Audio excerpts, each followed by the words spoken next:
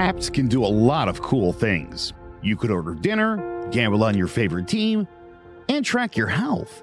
You could even get a mortgage. One click and you can be approved. I'm not sure by who or what country they're in. You deserve more from the mortgage industry. At AnyMac Home Mortgage, we believe in the need for live human interaction during a very complex process. The kind of service and guidance which an app simply can't provide. Our customers are more than credit scores and income documents. They're individuals and families who live in and strengthen our communities. Their story is our story, and that story begins in a home. Chris Sawyer is an expert on providing superior customer service and in meeting the mortgage needs of current and future homebuyers. With over 18 years of experience in the industry, Chris is able to help customers migrate through the home buying and home financing process by using his wealth of knowledge as a well-qualified mortgage professional. And best of all, Chris is located in Cromwell, Connecticut, where he has helped hundreds of clients in Connecticut, Massachusetts, and Rhode Island make their dreams of homeownership a reality. Visit chrissawyer.any-mac.com. Email him at csawyer@any-mac.com or give him a call, 860-878-8730. Chris Sawyer, NMLS number 39345, corporate NMLS number 338923. AnyMac Home Mortgage is an equal housing lender. American Neighborhood Mortgage Acceptance Company, LLC. DBA AnyMac Home Mortgage. Lo-Fi Direct. Connecticut First Mortgage Correspondent. Licensed lender. Broker number ML 338923. Massachusetts Mortgage Lender and Mortgage Broker License number MC 338923. Rhode Island Licensed Lender. License number 201128110L. Call for additional details.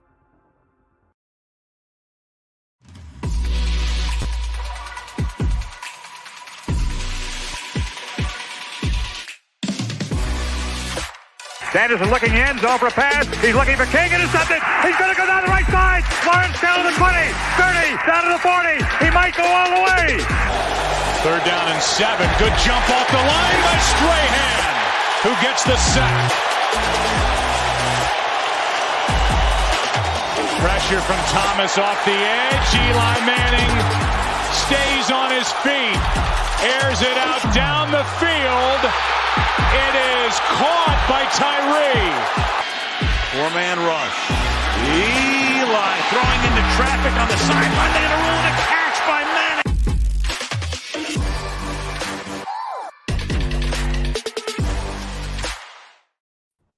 Hello, ladies and gentlemen. Welcome back to Drawing About the G-Men. I'm Big Jace, joined by Joe Guire and King Zay. It's been a while. Been a long time. Football has been, we left right after free agency and the draft. Not that much has gone on. No real big news. But so let's make our own news. Let's start talking, prepping for the season. It's getting close. We're a couple weeks out from preseason. Next thing you know, it's going to be football Sundays again. And we have an interesting little fun thing to end the show about football Sunday, so stay tuned for that. Let's start off. Is it Zay giving a preview of the Jets off season? I do love that. I mean, we didn't even start the season yet, and here we go with this. Oh man! Hey, welcome back. All right. It was a beautiful season. I think the Jets had a good off season. I mean, Zach Wilson, if he had a great off season, lots of scoring. Yeah. Cougar Nation, baby. What I hear, he's already won MVP. Just what I'm hearing. He's already won MVP in the league. That's what I'm hearing. All right. Okay, let's stick it with our New York team, the Giants. With our Giants talk today, Vegas has the win total for the Giants at 7.5. Are we going to go the over? If you're betting, are you betting the over or the under? And realistically, how many games do you have these Giants winning, Joe? Okay, so for the sake of actual betting purposes, I am going to take the under, and I'll tell you why, right? I think if DJ doesn't suck, I think if Saquon doesn't get hurt, I think this team could go 8-9. They're not gonna. But to me, that's their best case scenario. To do that, I assume Titans, Packers, Ravens, Colts, Vikings, those are losses, right? That's 0-5. That's terrible. Lions, Texans, Jags, Bears, Seahawks, those are all winnable games. I have them going 5-1 best case scenario in there. If they split those games, then you know the kind of season and the kind of team we're having. If they split with a division, that's another 3-3. So again, best case scenario, They could go 8-9. Say they beat all 6 of those teams, go 6-0 there. The Giants could conceivably go 9-8. I can't see them doing better than that. They're not better than Dallas. They're not better than the Eagles. They might be better than the Commanders, but I think the Giants are going to be jockeying for third place. I think really this season's more going to come down to Saquon being healthy for 17 games and Jones either showing he's something you could build off of, because let's be honest, if they were to go 8-9, that would be quite a step forward for this team. Not a giant step forward, so to speak, but a big step forward in the right direction where, again, moving forward now, you know what you can do with next year's picks. You know where you're going to want to improve on this team. So getting the quarterback question solved, I think, is the number one thing on the Giants' mind. Anything beyond 6-11, I think means things are going well. Dan, you're talking about Daniel Jones as a Pro Bowl alternate at that level. You're talking about Saquon's going to the Pro Bowl. If the Giants can have that that would be the only way to do this. I don't think this defense is good enough for the kinds of run you saw in 7 or 12. I don't think that the defense just not going to be good enough. I think the offense can be respectable and start turning things around. But the defense is good, Zay. I just don't think that they're at the level of making a championship run. And I think really Bradbury, that loss was catastrophic to the defense in the secondary. Okay. That's your take? You done? Yeah. I mean, I completely no. You know what? I can't disagree with anything Joe says. Everything Joe said is absolutely correct.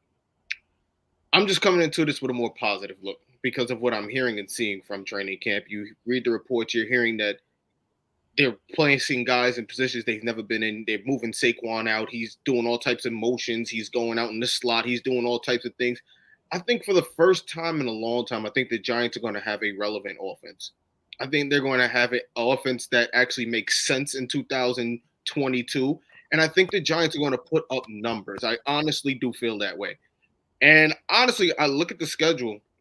I've seen the Titans drop games before. Again, we've seen it when they dropped again. Again, they dropped to the Jets. No reason why they can't drop it to the Giants. Giants can come out again. Could surprise you. We don't know what they're going to bring to the table. I'm pretty sure this offensive coordinator is not going to show everything in preseason. He's going to run some plays, get some looks, but he's not going to show us everything. And I think that could come out and surprise the Titans. And I don't think the Titans are as strong as they were before. You don't have A.J. Brown. You don't have Julio Jones. You have, I mean, obviously they still have receivers there, but you have, when you lose players like A.J. Brown, that really affects your offense. You have to hope your run game works.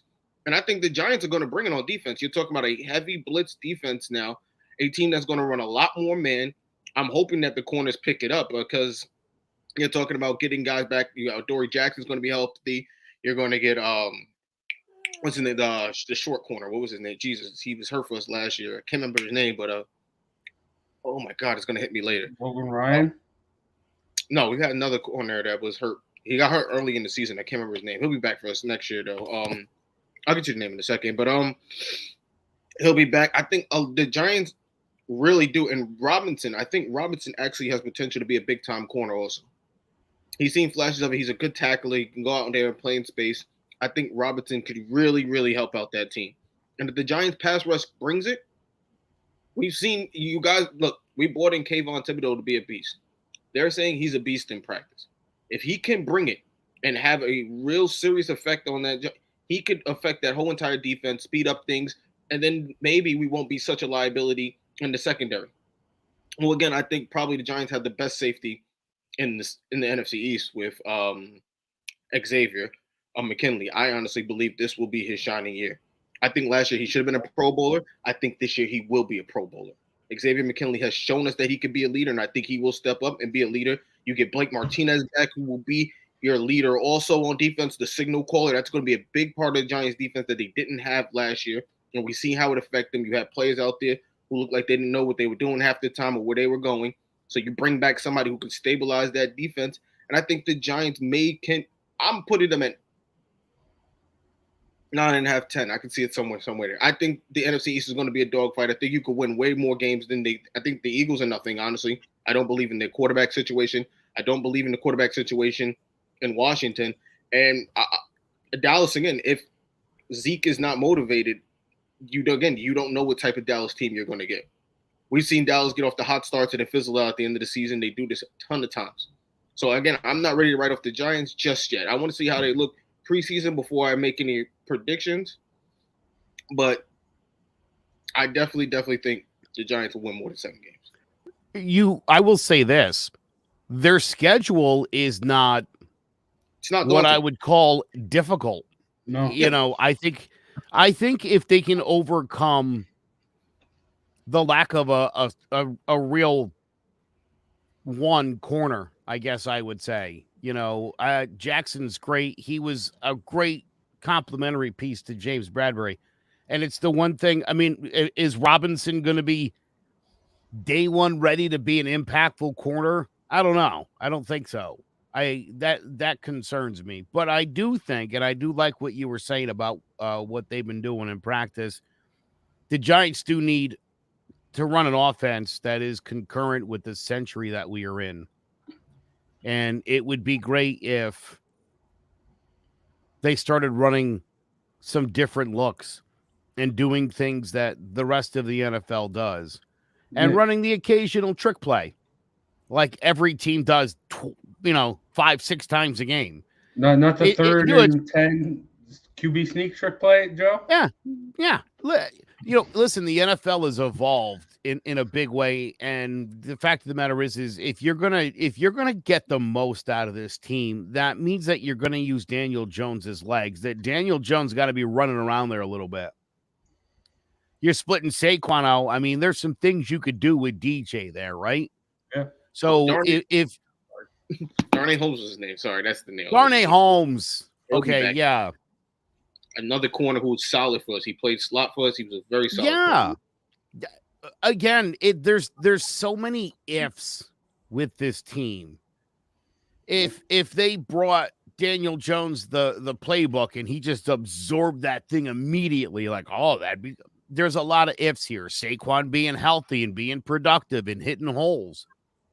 There's a lot of ifs. If it all clicks, how good do you think the Giants could be then? What is your best case scenario on the over-under? I know Jace is going to say 14-3, and I'm looking forward to that. I'm not going to say that. Well, I think that the over is a lot more realistic than a lot of people think. I mean, you talk about that lack of a corner, that number one corner. Really, the only teams that have like a solid number one wide receiver that you're playing, Seattle, DK Metcalf, but who's throwing him the football? Is CeeDee Lamb? I love CeeDee Lamb. I'm a big CeeDee Lamb guy. Is he at that level for the 2 times a year? That's going to be rough. I do think, obviously, A.J. Brown with the new Eagles acquire and Terry McLaurin for the Commanders. But, I mean, Carson Wentz is a question as well. So I think those are going to be rough. And then otherwise, Justin Jefferson, all these other teams have struggles that you're playing at wide receiver. So I think the Giants can take advantage of that. But also, this is where the Giants want to be. This is where they were that first year of Joe Judge, where they did good. Like, zero expectations. Everyone expects you to flop. I like that. I mean, 7.5 is a pretty big number for win totals, I think, for the Giants. To be honest, I think it should be lower. But they're last as far as betting to win the NFC East as far as odds go. I think they're in a good spot. They have some solid pieces. We just need to see if those are the right pieces. Joe, you mentioned 8 and 9 being a great scenario for them. But even if they do go 8 and 9, we're still going to be talking here during the offseason. Is Daniel Jones the guy? Should we go after someone in the draft? No, listen, Chase, I think if he doubles his win output he's our guy. if he that would be fantastic. Double your win total from last year, win 8 games. Yeah, I'll do business with you for a few more years. Then I would feel, dude, again, look, it's not even just winning games, because even if say they go 8 and 9, we will probably be like, dude, they easily could be 10 and 7 right now, and they could be. So because that's how the Giants play. And that's how the last 10 years it's been this, Zay, where, I mean, it feels like it's either a blowout or this team is like right there at the end of the game and they find ways to lose. Can they turn it all around? Look who's been in control. It's been lunatics at the head of the thing. We've seen it, guys that just don't understand the game. It seems like the coaching position, at least head coaching position, at least for that more. That's what it seems like. I honestly feel like Daniel Jones going to have he has a group of minds that are actually solid around him that are going to put him in positions to win. They built the offensive line. They built fail safes. Also, they brought in guys who should be able to fill in if guys get hurt. This Giants team has never done this before. We don't do this. You've seen them in the past. They've taken whoever's just available, and they filled it just with slop. These guys have actually took the time out, thought about who they want to put in these positions, who they're going to go after, and who they're going to spend money, and they did it on a little bit of money too. Let's not forget the Giants weren't loaded this offseason, and these guys were smart enough to figure out a way to put something competent in front of Daniel Jones with no money. And then they'll go into next season with more money. So if Daniel Jones does go 9 wins, 8 wins, we're in a good position going in the next offseason. You can bring in somebody who's going to affect the game at a higher level. That's what the Giants want to be. I think 7.5 is more than, I think it's low. I think the Giants have some really winnable games in there. You talk about games against the Jaguars, the Lions, games you should be winning. Not to disrespect any team, but these are games you should be winning. Right. So those games, I mentioned Titans, Packers, Ravens, Colts, Vikings. If you can win one of those games, 2 of those games, 3 of those games, 4 of those games, you're talking about a completely different season now, Zay. That's going to be key is how do they do in those games? But again, more importantly, and where I have this best case scenario slotted is they've got to win 5 out of 6 against Lions, Texans, Jags, Bears, and Seahawks. I agree. If you go 2 and 4 in those games, then we know what kind of season it is, and that's bad. And then finally in the division, are you going to go 3 and 3 and split with these guys, or are you going to go 0 and 6? Because if you're 0 and 6, again, with those other losses to those good 5 teams, that's 11 losses. That's a 6 and 11 season, which I have in bold. If things don't go well, that's about where I see them. I guess I understand where the 7.5 makes sense for this team.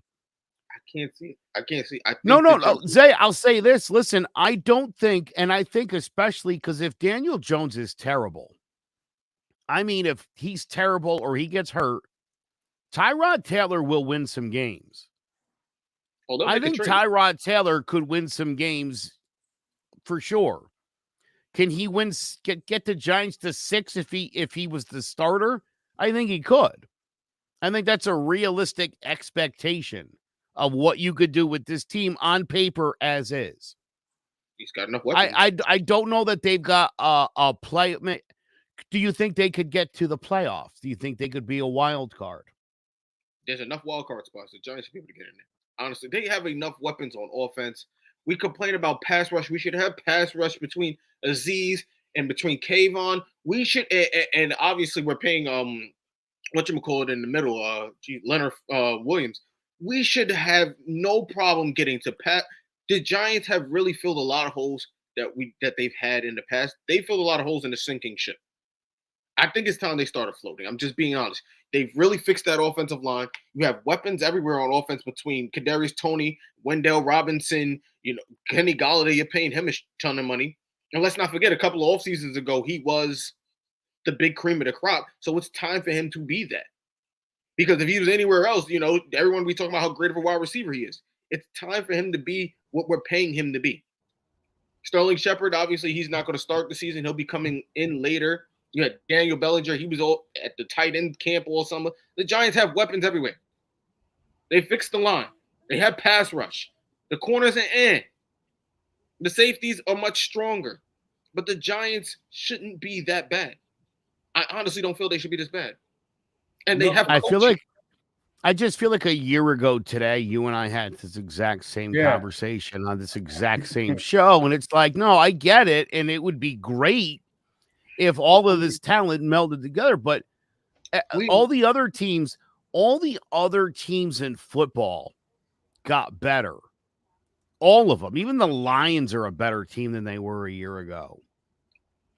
So to say that, I mean, look, the Giants plugged a million holes and then had to let go of James Bradbury, which was like such a kick in the crotch after. And again, listen, this regime was dealt that hand. There wasn't much they could do. I get it. I'm just saying, at the end of the day, losing James Bradbury doesn't make you a better football team under any circumstances. No, it doesn't. Especially when initially draft happened. And again, you kind of assume the Giants were going to figure something out or work something out, and that it wouldn't just be like he's gone, DFA, go sign wherever for nothing. I remember when the Giants signed Leonard Williams to the extension, which Jace, you'll recall, I was very happy about. I love Leonard Williams. I think guys like that are so disruptive to football. It also helps. I was a nose tackle.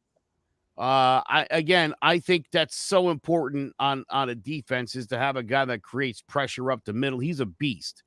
Even when he doesn't have numbers, Leonard Williams is great. But when the Giants signed Leonard Williams, do you remember what I said to you that day, Jace? I said this. It doesn't make the Giants a better football team today. Yeah. It just means they've secured his services for longer, but the defense didn't get better that day. And so losing Bradbury didn't make the defense better. It made it a little bit worse. As you said, somebody's got to step up. They've got quite a few guys back there. We've spent a lot of time, 3rd, 4th, 5th, 6th round over the last 3, 4, 5 years trying to find corners that are going to stick. We've seen some of these guys play well in stints. Someone's going to have to really step up and be the other corner. That's huge. I don't think it has to happen that fast. I think you can just be serviceable right now. Again, we didn't have a pass rush before. I think the Giants are bringing a pass rush this year. You guys know I wasn't big on Kayvon. But from what I'm seeing in the clips and what I'm hearing, when I read the articles, he's supposed to be a monster. And if you compare him with Aziz, who apparently put on 50 pounds of muscle or something, 30 pounds of muscle, something like that in the summer, you can talk about not really having to worry about putting your corners in a liability if you're getting to the quarterback. The problem before was we weren't getting to the quarterback. That's why corners were a liability. That's why we had to have great corners, because we couldn't get a pass rush. Now we have a pass rush. And we have our linebacker in the middle who should be able to figure things out for us. Huh? Again, I just feel this is a different feel for the Giants. It's funny, real quick. Jackrabbit Jenkins, dude. I remember so many times after games, he'd be like, "I can't cover somebody for 7 seconds. We got to be able to get to the quarterback." You need great corners when you don't have any sort of pass rush. The question is Azeez Ojulari, is he going to have a better season this year as impactfully? Again, doesn't necessarily mean he has to have 10 sacks or whatever, but is he going to be just as effective? I think Thibodeau's going to be. Here's my thing. I love Thibodeau. That was the guy I wanted the whole time. I'm so thrilled and I wanted Neil too. I was so excited that was the two guys that we got here, but I think Thibodeau could be a Lawrence Taylor type factor. You saw it with Bosa in San Francisco. You've seen it with some of these guys where they show up and a defense not instantly, but gradually transforms into one of the top units in the game because of the impact that you make. I was more excited about that when Bradbury could have still been the corner. I worry a little bit if these guys don't always bring it, you're always susceptible to a big completion downfield, and Yeah. So the same was Bradbury. Maybe we had Bradbury was accepted. So, we could get hit with a big ball. It happens. I think Bradbury having this pass rush would be an absolute lockdown guy. Yeah, obviously. Yeah, that's absolutely great. But when the Giants have had pass rushes before that were really good, we didn't even always have the top corners in the league. Fair enough, dude. Corey Webster. One time we did with Sam Madison, and he was always injured. Yeah. 86, dude. Mark Jackson, Terry Kennard. Terry Kennard's nickname by Bill Parcells was Toast because he always got burned. That was in 86, the first time I heard that expression. And it was about the starting safety on the 86 Giants, Terry Kennard, who was terrible. But it didn't matter because nobody was getting the ball down the field because LT was driving you down with Banks and Marshall and Burt and the gang. I think we got two of those guys. I'm going to be real. We got dogs. We got two of those guys. I like what we have. But I'll give you that. Say that is the recipe. But the other thing that also, as we were talking here, that it clicked in my head. Who won the 4 Giants Super Bowl championships from a coaching standpoint? Parcells and Coughlin. Right. And what could you say about those guys? I don't mean old and white. What else would you say about those guys? I mean, they're honestly both legendary NFL head coaches. Yeah. Like, coaching really does matter. And I'm sure Bob McAdoo is one day going to get a chance to really show what he can do. Joe Judge. I just listen. I think that the head coach of the New York Giants, I don't know how great this, Brian Daboll's going to be. Maybe he'll evolve into that. Parcells certainly did. But you need a coach who's a really, really good football coach. Yeah. And it really does matter if this guy's the right guy. Everybody loves him, but everybody loved Joe Judge too. I'll say from, again, talking about what you've seen in camp, Joe Judge seemed to be getting railed a lot in camp for some of the stupid things that he did. They're not saying nothing about. Yeah, we're not hearing about fights. Yeah, right. And so I'm thinking to myself, like, all right, I think even the media digs this guy. The players are buying in. You plugged a bunch of holes. What do we have here? Maybe you have something. It's easy to also be like, well, the Cowboys always blow it. But the Cowboys also always win like 9 or 10 games. Like, that's a shoo-in. That's a problem. Wow. The Eagles are a better team. Is Jalen Hurts a real quarterback? Maybe. The Eagles have lost a lot. I wouldn't go that far. They've gained a lot. What are you talking? Okay. Yes, they gained. Look, again, A.J. Brown is only as good as his quarterback throwing him the ball. I don't believe they have a quarterback. They don't. I'm sorry. Okay. All right. We'll talk about the Eagles some other time. But I want to wrap up the Giants by saying, like what you mentioned earlier, Joe, this is a very similar narrative to what we were saying last year. You got the guys on the field. The only 2 questions are going to be, like you just mentioned, the coaching. I think Brian Daboll, we've seen what the Bills offense can do. Yeah, they have Josh Allen. Yeah, they had Stephon Diggs, but they've been able to produce. I think bringing that over will help the Giants, at least offensively. And the other big question, the past couple of years have been injuries. So hopefully they can revamp the training staff. Guys can take care of their bodies more. But, that's something you can't really plan for or anything. Well, not playing in January the last 10 years should, be helping to keep some of these guys fresh, I would think. There you go. That's one thing about this Giants team. They're very young. They're very young all around. Yeah. So we just need, what? Too dumb to know better. I'm coining the phrase right now. Okay. This young Giants team goes on a run. That's what it's going to be. I like that. I like that a lot. But, even if no one's expecting the playoffs this year. This is a stepping stone year. There's too many playoff teams for you not to expect it every year. There's too many playoff teams. You're right. But, all right. Let's take a quick break, hear from more sponsors, and then we'll stop talking about the Giants, talk a little bit about other teams in the NFL. So we'll be right back after this. There's no bigger investment than home ownership. And to make sure the house is up to your standards, you need a professional to look it over. Brian Flanagan from Shamrock Home Inspections is a licensed home inspector and a member of the Connecticut Association of Home Inspectors. Brian was a contractor for over 15 years, so he knows how homes should be constructed and how mechanicals should work. What makes me a good home inspector was the 20 years that I was a home improvement person, doing all the different repairs that I have done and what other people have done wrong that I had to go out and fix. So I have a pretty quick eye on seeing what's right and what's wrong. Before you move, call Shamrock Home Inspections. Before you make the biggest investment of your life, call Brian Flanagan from Shamrock Home Inspections at 860-268-2566 or visit shamrockhomeinspectionct.com. All right, big shout out to Shamrock Home Inspections for sponsoring today's episode. Just talking about the Giants win total. Let's talk about Super Bowl favorites. Let's talk about a little bit more betting. As of right now, the Bills, Brian Daboll's former team, Vegas has them as the favorites to win the Super Bowl at what's the number there? It's plus 10,000, isn't? What? Giants plus 10,000. Plus 10,000. Jeez. Joe, you taking that? What do you think, Zay? I'll throw a couple bucks on the Giants. Who knows? You never know. Yeah, what the hell? I mean, it's not gonna happen. Why not?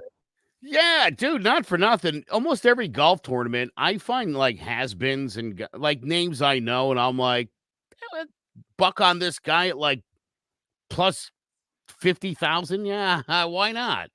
Who cares? It's a buck. Yeah, 10 plus 10,000. I would do it. I mean, because look, if they get to the playoffs, then you start sweating. It gets fun, you know. Yeah, why not? Even if they get a wild card, you start sweating. You're like, oh my god. Well, you see what they've done before. All right, but who is the actual favorite in your eyes, Joe? Is it Buffalo or someone else?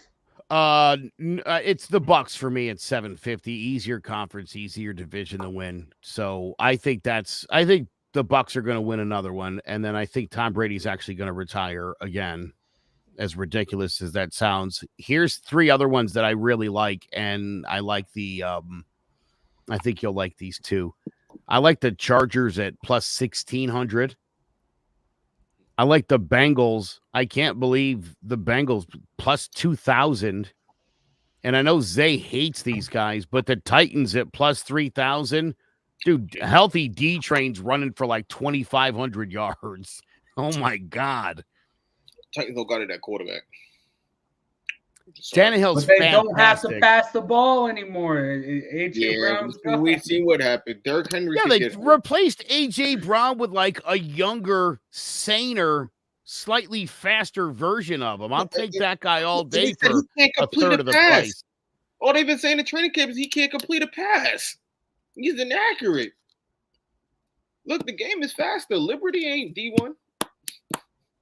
It ain't the SEC. It's D1, excuse me, but it ain't, it ain't the big time.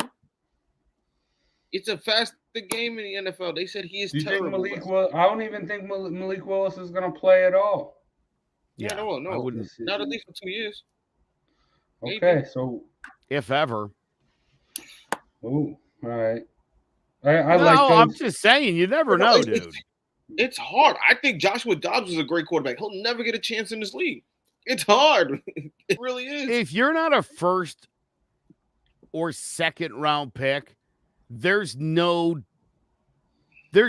definite opportunity you're even going to get a shot at the gig, no matter how good you might be. That is facts in the NFL. For Dak to have been a third round pick and to have turned into what he's turned into is very rare in this league, because it's, again, how did he get the gig? It was the result of an injury. Dak was really good, though. I think Dak was overlooked. I think he was really good. He was really good in college. Sure, and we could end up saying the same thing about Malik Willis. But no, I think that fight really ruined it for him. That fight he got into right before the draft, he was hanging out at, I guess, a concert or something. He got into a big old fight. He got knocked out, whatever.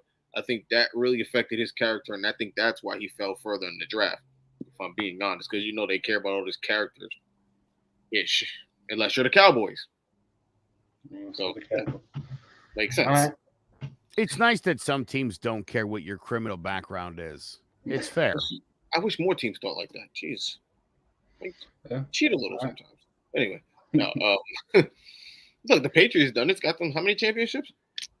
Why you gotta cheat? Yeah, but I mean, they also had Tom Brady and the best coach in football. So, But Super Bowl favorites. You know what though? Hmm. We've got morals on this team. That's why Plexico Burris is gone. That's why we got rid of all pro kickers, Josh Brown and Aldrich Rojas. Remember the DWIs? Yeah. I'm glad the Giants have this high moral code. It's done so great the last decade. yeah. You know, all these teams hanging up to Lombardi, and you're like, you know what though? We're doing it the right way. Wish we had a criminal. Anyway. Oh God! All right, Zay, who you guys your Super Bowl favorite right now? I would have to say the Rams. It's like, yeah, you lost Odell, you might get him back, but you pick up Allen Robinson, you get Aaron Donald, probably the best player in football, back. I mean, how are they not the favorites? That's just how I see it. Obviously, I can understand what Joe was saying. I think the Rams are stacked. I think obviously adding Allen Robinson and the possibility of adding Odell Beckham back at the midpoint of the season, somewhere to the end. Obviously, he has to heal a little, and then they'll try to work him back, and we see how he can be effective for them. And again, I think this is Vegas saying there's no way Matthew Stafford wins back-to-back championships. Which is crazy. We know him to be a good quarterback. Matthew Stafford's thrown for 5,000 yards many times on a terrible team. Yeah. And you keep giving him weapons. I don't see how you get a healthy Cam Akers back for the full season. Like, how are they not the favorites? What are they, fifth? Are they like the fifth? Is that I feel like they were down the list a little bit. Fourth? What a slap in the face. You got the Bills, the Bucks, and the Chiefs all ahead of them. They're like, we just did this like a few months ago. What? Yeah, but I mean, the Bengals teams. I agree with Joe. The Bengals, obviously, they looked absolutely dominant in the playoffs against probably one of the machines in the AFC who don't even have their best weapon anymore. So how are they not the favorite? Like, I guess I don't know. See, somehow Justin Herbert, according to Las Vegas, has a better chance of winning a Super Bowl than does Joe Burrow. I'll bet you this one, and I'll put this on. Y'all can put me on this and quote me for this. The Patriots will win a Super Bowl before the Chargers do again. The Patriots will win before the Chargers. Justin Herbert will not win one. I honestly think the Patriots could probably, if anything, they'd be my sneaky favorite, my dark horse for this year. Have the Chargers never won a Super Bowl? Is that right? I don't think they've. No, they haven't. Are they one of the handful of loser teams? I believe so. Yeah, they've all right. So 94 was the year they the last year they were in it and lost. Yeah, I agree. The Chargers are a franchise I think is doomed to never win a Super Bowl. And didn't win with LT and Phillip Rivers, which is probably your best chance. Sean, Aaron, all that whole entire Quentin Jammer. You had stars everywhere. You couldn't win. You couldn't beat the Patriots. Superstars on offense, defense, head coach, legends all around. Nothing. Yeah, no. Hard to explain. Mac Jones will win one before Justin Herbert. Quote me on it. Write it down. All right. Jace, write that down too, though, because if they do happen to win the Super Bowl this year, we will want to use that cut in a promo. Yeah. About say. Yeah, no, you could definitely keep that one. Okay. You imagine it'll be you saying Herbert said, and it'll be him holding up the Lombardi Trophy with like the game-winning touchdown pass. Look, they're just certain franchises. I'm joking. I agree with you. I'm just breaking your balls. I agree. I can never see the Browns winning it. I can never see Minnesota winning it. I can never see the Chargers. I'm just sorry. I'm with you. I think the Jets will win it before them. I'm sorry. I put that out there. Well, I mean, you are a Jets fan, low-key. No, ha. But look, already their quarterback is putting up better stats than Herbert. Already, the season hasn't even begun. He's already putting up better stats. So he's a winner, bro. Okay. Did you mention the Arizona Cardinals as a team that'll never win a Super Bowl? I don't talk about the Arizona Cardinals because if Daniel Jones has a good year, they screwed it up for the Giants. Because now we're gonna have to pay him a ton of money. Yeah. Okay. All right. You ever think about that? I just can't ever see a team in the desert winning a Super Bowl. Doesn't sound right. Do we realize Daniel Jones has to win one playoff game to be almost $100 million guy? $200 million. Think about what Kyler got, and he hasn't won one. Daniel Jones won one. Just one. Yeah. Very true. But let me wrap up this topic. Yeah, I got the Bills as a favorite. I mean, even I still think they are, especially with the addition of Von Miller. And if OBJ plays him with Josh Allen, I think that would be, if they can get healthy, that's going to be scary. But my dark horse, though, plus 4,000, the Las Vegas Raiders, the Fresno State connection, Derek Carr to Devontae Adams, plus Chandler Jones there on the line in the pass rush. I think this is a team. We talked a lot last year. They were exceeding expectations. Now they have some stability. Josh McDaniels there and a head coach. He knows what it's like to be great. He's been around New England. I think this is a team that can compete for a Super Bowl even. So yeah, There'll be a shipwreck halfway through the season if Josh McDaniels will run back to New England. Maybe. I don't know. I think he'll do okay. He dipped his toe in the water, then came back. I think he's got a better understanding now. This could be either this put it to you like this. In 2004, I remember saying if the Red Sox made the playoffs, I thought they were going to win the World Series because they seemed to be a team built to win series, not to win games in the regular season. And obviously that's how things turned out. The Raiders have to make the playoffs. They're in I don't even say that in a they made it last. They have to make listen. They're in the dog of a division, bro. This entire division is playoff worthy. Somebody's out. Maybe two teams are out. And it could very well be the Raiders. That said, Jace, I think you're absolutely right. I think they've got the personnel to win a Super Bowl. It's going to be a matter of can they do enough in the regular season to get a ticket to the dance? And to me, that's the biggest question mark, and that's why they're sitting where they're at. They barely made it last year. Just get it a damn team.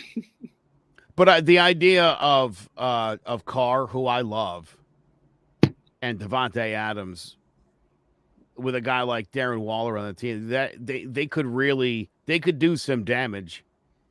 Yeah. That's a good football team. Again, it's going to be a matter of do they get into the postseason? Yeah. You could win 10 games and maybe not make the postseason.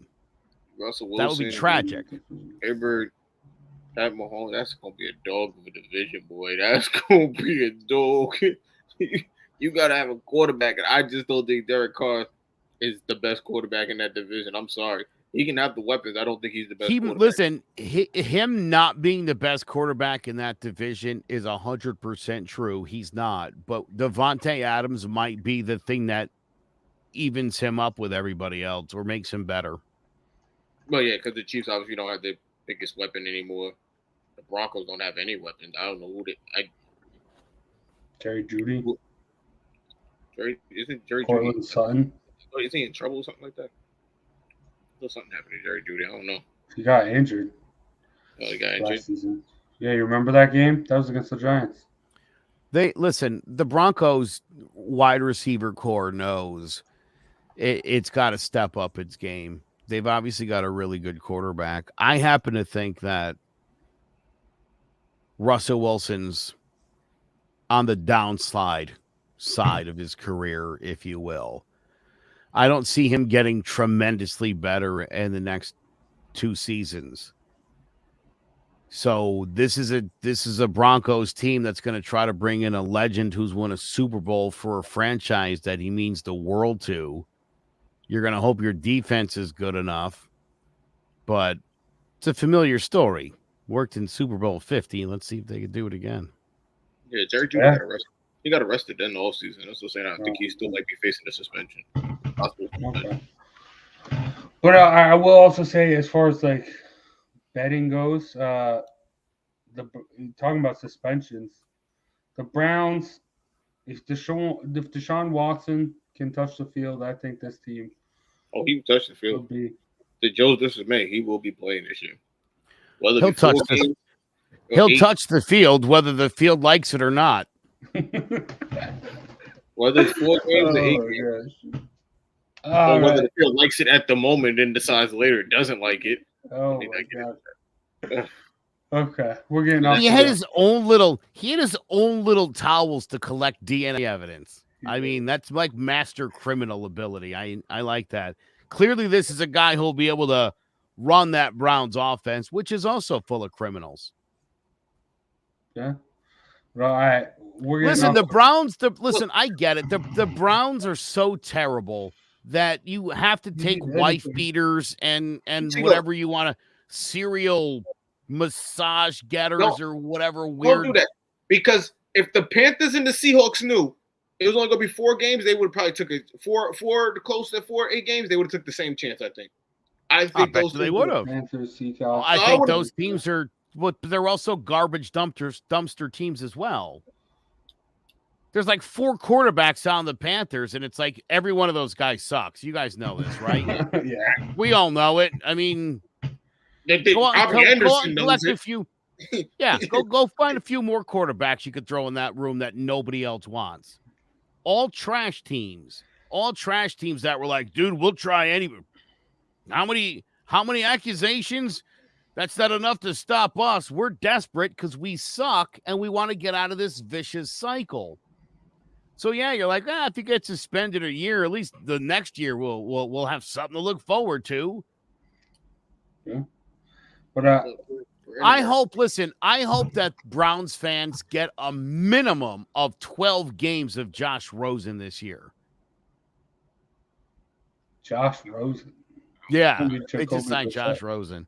Jacoby Brissett is terrible. Everybody knows he's terrible. Anybody who thinks that guy could navigate through an 8-game or 12-game or 16-game suspension is out of their mind. Jacoby Brissett he should not even be in the NFL. It's a shock that there's guys that are unemployed and this guy's got a job. The idea is that I would bring Tim Tebow in before I gave the reins to Jacoby Brissett. All right. Kick him out the group. Tim Tebow. All right, you took it too far. Tebow. You took it too far. Come on, guy. Yes, we're getting a little wild, a little rowdy. And we have something a little wild and fun after this last message from one of our sponsors. We can expect another wet summer in Connecticut, and that means more mosquitoes than ever. If you don't have your home serviced for mosquito control and you find you're spending most of your outside time swatting those little pests, or you did have your yard sprayed but you still have bites all over your body, you're in luck. Mosquito Shield of Central Connecticut provides the best value in mosquito control services because of how they treat your yard using the Mosquito Shield tailored treatment system. All mosquito control service is not the same. They don't use a fixed schedule or an identical product, one-size-fits-all service program. You can't control mosquitoes on a set number of sprays or visits. Unlike the competition, Mosquito Shield of Central Connecticut will service you for the season, whatever it takes to provide superior results. The promise has awarded them an industry-leading customer retention rating of 90%. Visit MosquitoShieldCNCT.com to schedule an appointment with Wade DeCesare and enjoy the rest of the summer mosquito-free. Big shout out to Mosquito Shield, the goat of protecting you from mosquitoes. Speaking of goats, new segment, Goated. Going to discuss who is the goat in a given category. Starting off today, what is the goat of game day food? When you're sitting back watching footballs for hour on end on a Sunday, what must you have? What's the number one food for you to have there, Joe? We're going to start off with you. Oh, well, it's a giant sub, and it could be from anywhere. It could be any kind of sub, any kind of meat. It could be tuna. It could be seafood and crab. It could be your favorite meat. It could be turkey. It could be ham, copper coal, whatever you like. It doesn't matter as long as you have lettuce, tomato. You put all the fixings on it, little oil and vinegar, some mayo if that's your fancy, whatever you like.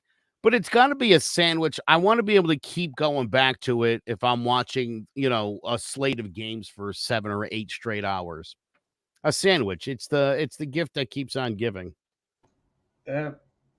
Now, if we're I knew talking you were gonna go snack with that. food to go along with it, that's pretzels. I personally, some people like the rods, some people like the sticks, some people like snaps.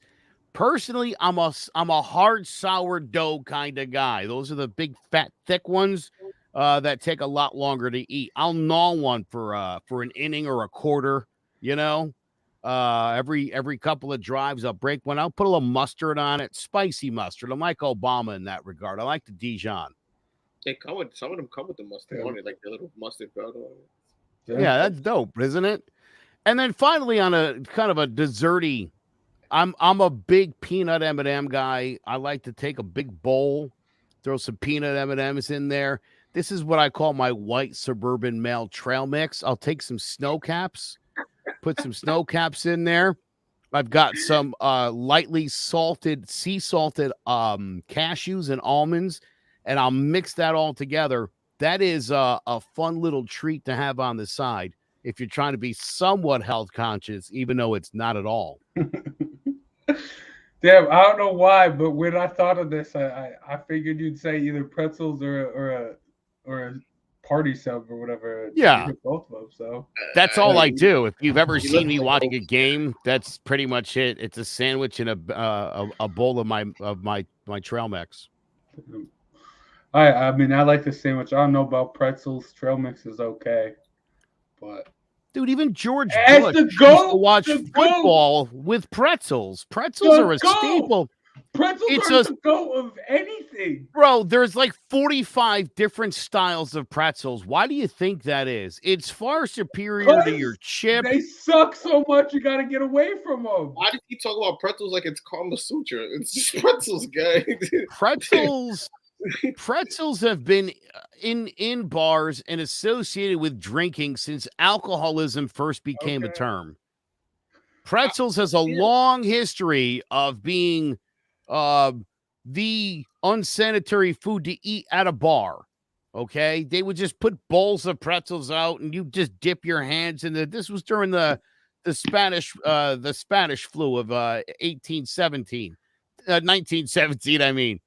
And people were still doing it. That's how much pretzels mean to people. Jace, you might not even know this.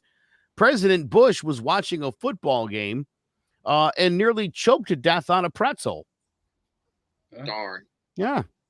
Excuse me. And Secret Service didn't know he was in there almost dying. Damn. That's how powerful a pretzel is. It can take down a president. Okay. I mean, I like pretzels, don't get me wrong, but goat status, I don't know. I don't know. Pick a better chip than a pretzel. What's better than a pretzel? Cheese puffs? Normal fucking I'll chips. get into Doritos? I'll get into that in a second. I don't like potato chips. Potato chips are greasy.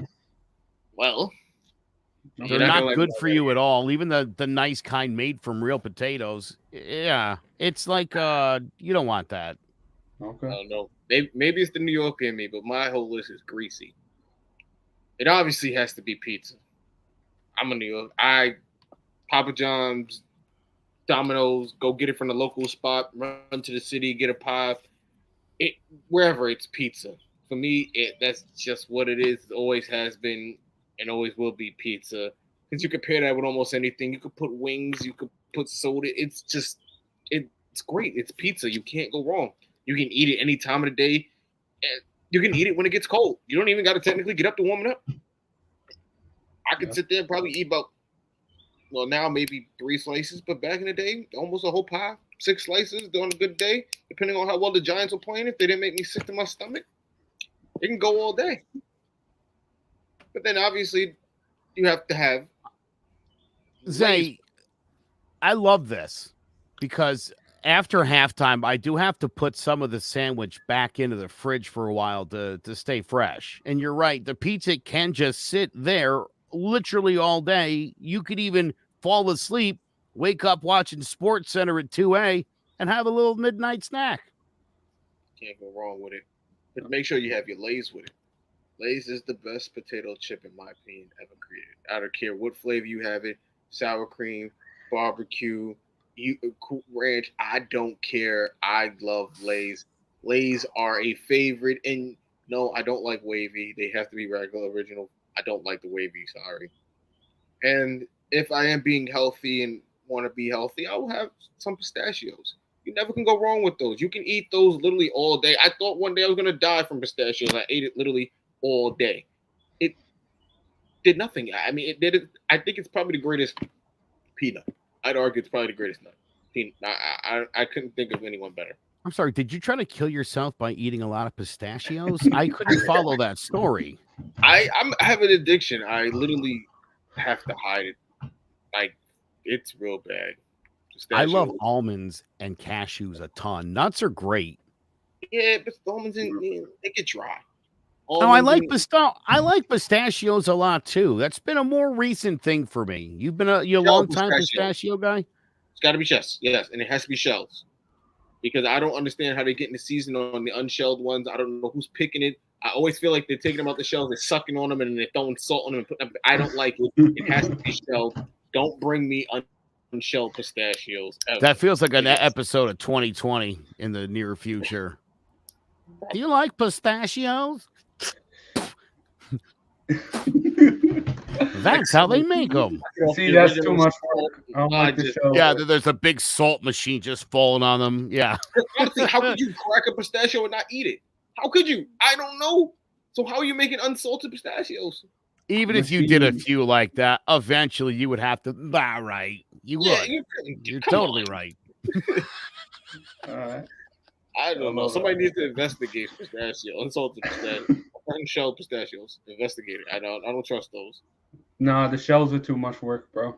I just want to sit back, relax, and just munch. You know what? It's funny that you say that. You know what fruit I love? You know what I love a ton, but it's too much work? What? Cherries. Oh, yeah, with the pits. They eat around the pit. Dude, it's like, I'll eat a couple, and I'm like, you gotta spit the seed out, and it's too much. You gotta like collect them. Cherries would be, if you could figure out a way to get that stupid seed out. Oh my God, all day. Like seedless grapes, you have to eat seedless grapes. You can't eat it with the seeds. Yeah, sorry. Yeah. It's retarded. Yeah. I mean, I've never been a big sunflower seeds guy because of the shells and that stuff. So I'll be honest, I'm a huge fan of watermelon. The seeds. I just eat the seeds are a bit much. There's a lot of don't like watermelon. Sorry, don't like it. Can't stand it. I hate watermelon. I'm so sorry. Oh, it's so good.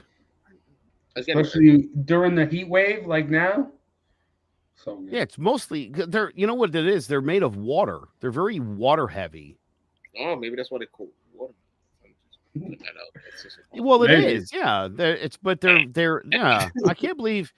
I was going to say that, and I'm not going to say it. I can't believe you don't like watermelon. I won't make because I just assume everybody does. But no, I'm not surprised. All right. It's not for everybody. No. All right. Listen, the top two foods, none of y'all said. I mean, Zay mentioned it. But then there's the real goat of game day food is nachos. You can get the coffee table, put some aluminum foil over it, just put a mound of chips, put cheese all over, guac, sour cream, salsa all over, and just sit there all day with a big table of chips and just go at it while your friends are there. Nachos, that's the go. I just want to feel good about myself after that. Well, he's literally taking his like ottoman and he's foiling it, and that's where the nachos are. Here's my problem with nachos. It's twofold. Number one, you got to eat those nachos in the first like 45 seconds, and then after that, it's wet, it's dry, It's sometimes you pick one up. What's the floppy ones? What happened to that one? I don't even know what happened to that one. Soggy. And what Zay knows what I'm talking about. Yeah, Zay knows what I'm talking about. Sometimes you grab a nacho and the very end of it is still crispy and you pick it up and it's just flapping in the breeze. Well, listen, What happened to that thing? First I'll off, tell you what. it I'll put absorbs that all back. the cheese. Zay, I don't eat that one. Cheese. First off. Second off, listen, those aren't nachos. There was no wrong answer. You did it. No. Nachos are goated. Oh my god. Nachos are goated. Oh my You have whatever God. you want. You're a picky eater. Oh, I don't like guacamole. Oh, can you just take it? Oh, there's even some chips that don't have cheese on them. So if you like, I prefer you pick tortillas. If you pick chips and dips with like tortilla, I'd be like, yeah, I could agree with that because that's dope. But nachos. Listen, I'm not talking about the fake cheese. You got to do your real, actual cheese. Any cheese. It Put cools that down, on there. and then you got three. No, when it stuck cools down, together, yes, Zay. it's Just a a hot big chunk of rubbery cheese. mess. It's not That's so good. good. That's Dude, good. that mound of nachos by the 4 o'clock game it's a disaster. It's gone by the 4 o'clock game. We're round 2. I hope it's going by the first quarter of the first. Well, there game. you go.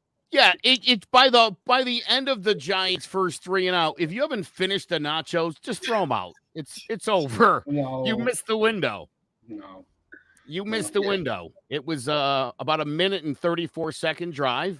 It was a pass that hit Barkley in the feet. It was a 1-yard run up the middle. It was an incompletion off Ingram's hands, and then they punted, and the nachos are no good now. Thank God we never gonna say Ingram again. Thank God we never gonna say That is, I mean, well, we that just is, by the said way, addition week by 7. subtraction of the offseason is the loss of Butterfingers and Yeah. that gets you 4 more games right there. That wins you 3 more games. You just won that yourself very well 3 more. could. Yeah, Maybe. literally, right? All right. Put it like this, dude. The next time the Giants, with like $1:30 to go on a 3rd and 5, need to complete a pass, just knowing Evan Ingram's not an option, I feel better. like 80% chance that you could get that conversion. Yeah. Yeah. Well, all right. Oh man. I want to wrap this up with my honorable mention, though. Wings. How do we not mention wings? I mentioned wings, but You mentioned them, but Well, wings are great. it's Zay, can I tell you where he went wrong? And it shocks me. But as everyone can see, Jace has lost some weight. He's eating better, and he's mistaken 2 complimentary side dishes for main courses. Nachos, again, is what you warm up. We warm up with that before you eat something different. Okay, nachos is a warm up food. It's why literally you. no, that's the beauty of it. It's For only meant to game be day eaten food. just to wet your Hey, palate a that's- little bit. I mean, You Joe, get rid of that's that the weird beauty of nacho. a You game move it, day and then you food. You're order your always main course. munching. You're always munching. There's no meal. There's no big meal to be like, oh, I'm done. I'm stuffed. You're Jace. always munching throughout the whole day. If I showed up at your house and you just had wings, nothing else, I would leave. I'd have wings I didn't and realize they nachos. weren't serving lunch here. Wings, that's it?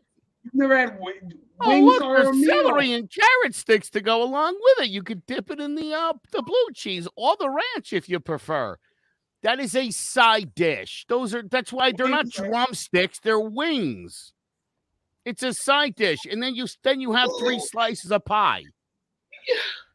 Okay. It's a warm-up act. Don't confuse a big giant grinder, which is a sandwich for multiple people. That's the thing, though. Game No, day. I just could've want to said be hot munching, dogs. watching games. Ribs, anything, sausage. I would have gave you anything. You nachos? That's a side. Nachos. Nachos is like a side. You can have like, even in the Beef movies, on- you only eat nachos for a little while, and then you move it to the side for your popcorn. Like it's never a main dish in anything. You guys just No. haven't had good nachos. I'm sorry about that. Oh, That is true. I've never had good nachos for more than about a minute. And then they got soggy and gross, and I just All right. sort of. They just sit there. At some point, that mound turns. It gets unrecognizable because of the sour cream and the mix. Right, the guac. Beans. It was white. It was white and green with some beans, right, and some cheese, and then suddenly it's like at first. At night, it was nice in the beginning. And it's like a brown mix of unrecognizable. And then, like I said, I'll reach in and it's like, oh, here's a decent one, and then I go in for another, and it's weird. It's just like, what is that? How did that happen? It absorbed all the flavors, Joe. It absorbed all the moisture.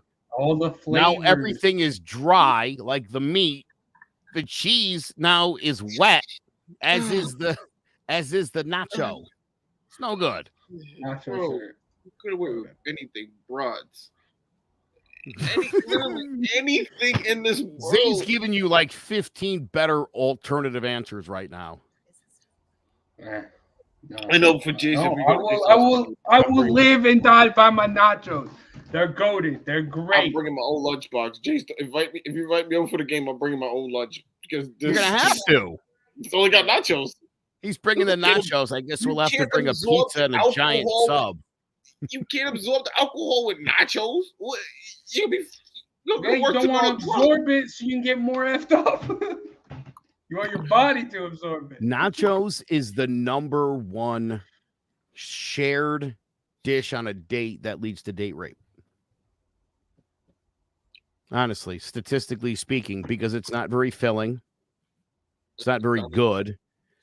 You start eating it for that first enjoyable minute, and then what happens? You go right to the drinking. And that's what happens. It's dangerous food. Dangerous on a lot of levels. You're the asshole, Joe. Should be ashamed of yourself. What the hell? Oh, God. You jackass. All right, this has been fun. John about the G-Men back. We keep it going Sundays. Hopefully we can get Sean back.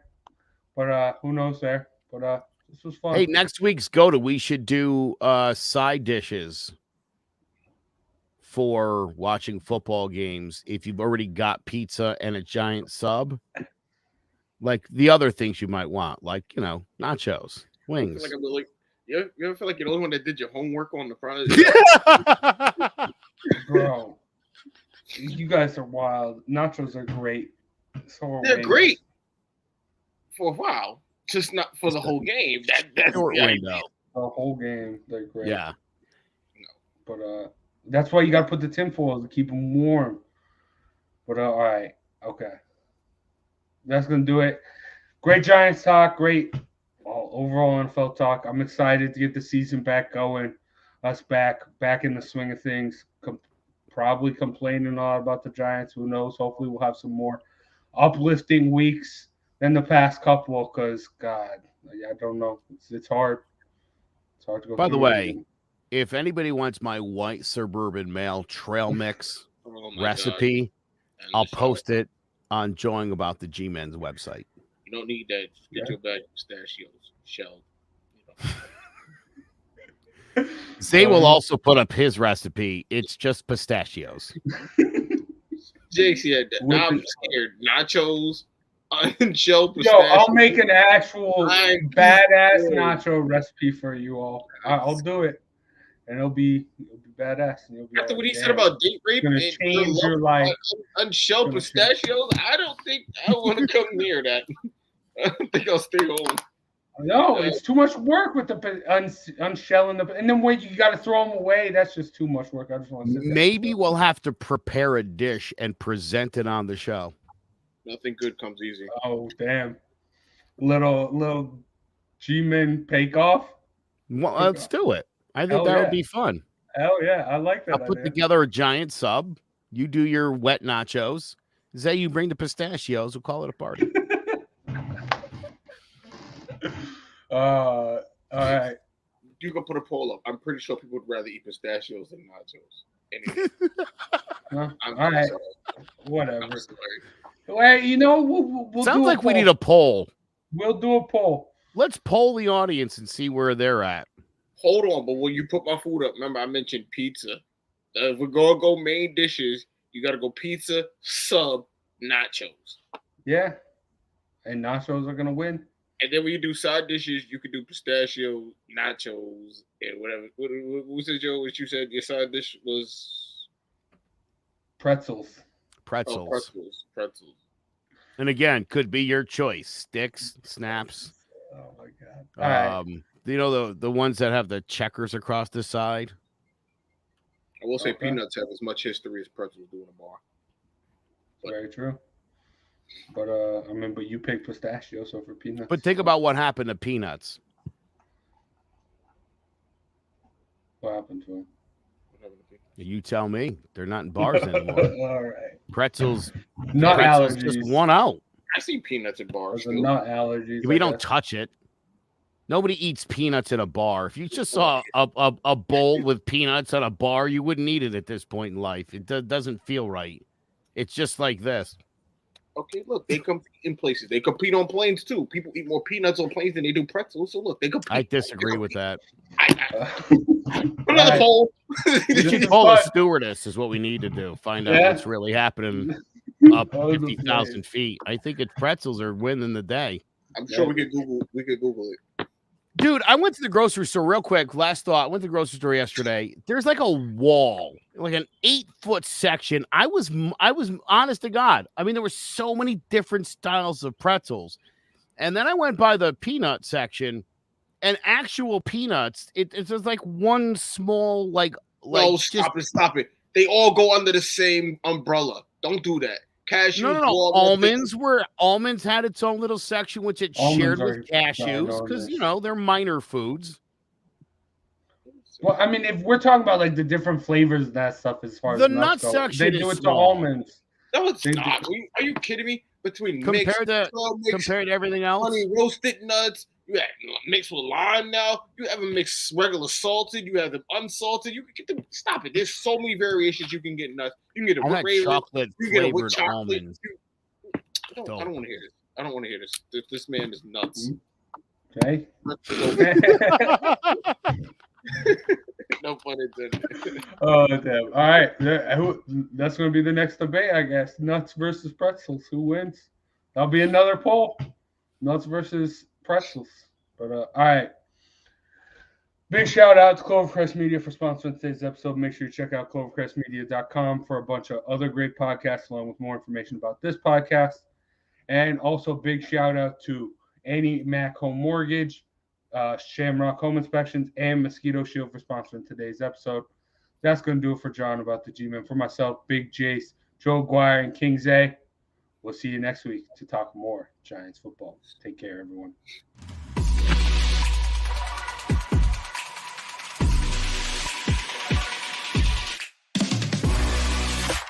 Sanderson looking in, zone for a pass. He's looking for King, intercepted. He's going to go down the right side. Lawrence down to the 20, 30, down to the 40. He might go all the way.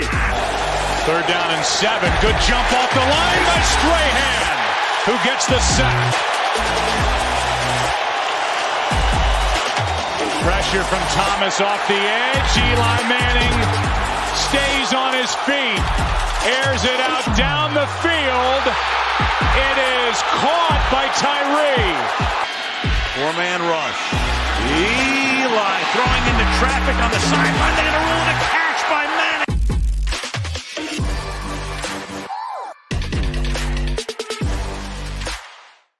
Hello, my name is Joe Aguirre. I'm the president of Clovercrest Media Group. And here at CMG, we have a wide variety of podcasts, including sports shows like Keys to the City, The Roll Call, Throwing Jabs, All 4 Downs, and Jawing About the G-Men. And great true crime shows like Stinky Week, Crimes and Consequences, Ivy League Murders, and Bird, the unsolved murder of David Eichmann. You can find all these podcasts and so much more by visiting clovercrestmedia.com.